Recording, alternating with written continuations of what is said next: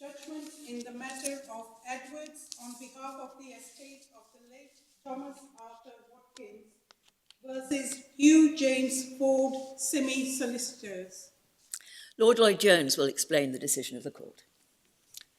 Mr. Arthur Watkins, who lived in Tredegar in South Wales, was employed as a miner from 1964 until 1985, as a result of which he developed in the early 1980s a medical condition known as vibration white finger, VWF, caused by excessive exposure to vibration. In 1999, he instructed the appellant firm of solicitors to act for him in relation to a claim under a compensation scheme set up in 1999 by the Department for Trade and Industry to provide tariff-based compensation for VWF to miners. The scheme provided for general damages to be paid for pain, suffering, and loss of amenity, and also for special damages which could include a services award to cover the need for assistance in performing specified domestic tasks. In assessing entitlement to a services award, rather than conducting individual assessments of each claimant's ability to carry out the specific tasks, the scheme applied a presumption based on the condition reaching a certain level of severity. Findings from a medical examination and interview indicated that Mr. Watkins could obtain general damages, and also that he met the presumption in his favour that he satisfied the qualifying requirements for a services award. Mr. Watkins sought a services award. However, in 2003, he was instead offered only a tariff award for general damages in full and final settlement of his claims. His solicitor wrote to Mr. Watkins on the 18th of February 2003 reporting this offer. After a telephone conversation with his solicitor, Mr. Watkins accepted the offer. In 2008, having read an advertisement in a newspaper, Mr. Watkins instructed new solicitors to bring a claim against his former solicitors for professional negligence, on the basis that, as a result of their negligent advice, Mr. Watkins had lost the opportunity to bring a services claim under the scheme. Mr. Watkins died in 2014, and his daughter was appointed to continue the claim on behalf of his estate. At first instance, the judge held that the letter of the 18th of February 2003 and the advice given had been negligent, and that had Mr. Watkins received appropriate advice, he would probably have rejected the offer and pursued his services claim.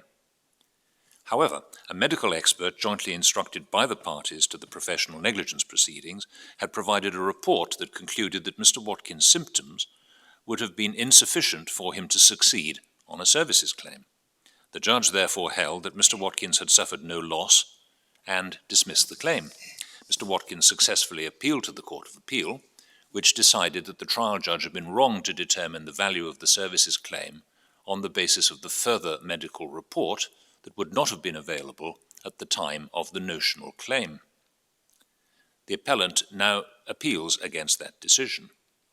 The issue in the appeal is whether, in assessing the prospects of success of the negligence claim, the court should have taken account of the further medical report. The Supreme Court unanimously dismisses the appeal. In order to succeed in the claim in negligence against the former solicitors, Mr. Watkins's estate had to establish a negligent breach of duty, causation, and loss.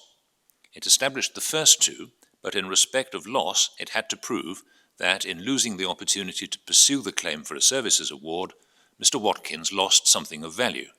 That is, that his claim had a real and substantial, rather than merely a negligible prospect of success. The further expert report had been obtained because it was relevant to causation.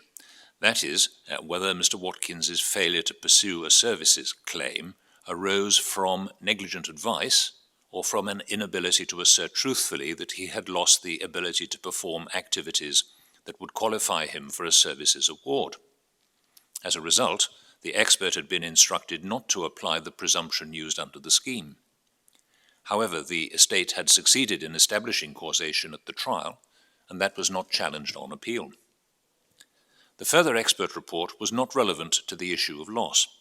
Mr. Watkins's original claim was within the scheme, and it is therefore necessary to consider whether the claim was of more than negligible value within the context of that scheme. Had Mr. Watkins pursued a services claim, his entitlement to a services award would have been decided by the application of the scheme's presumption. There was no justification for considering a further medical examination and report, which would not have been commissioned under the scheme, and therefore the judge erred in taking it into account. This court is unable to accept that the services claim had no chance of success, so that the lost claim was of no value. The first instance judge should have proceeded to assess the value of the lost claim on a loss of opportunity basis. The court therefore dismisses the appeal and remits the matter to the judge for that assessment. Thank you. The court will now adjourn.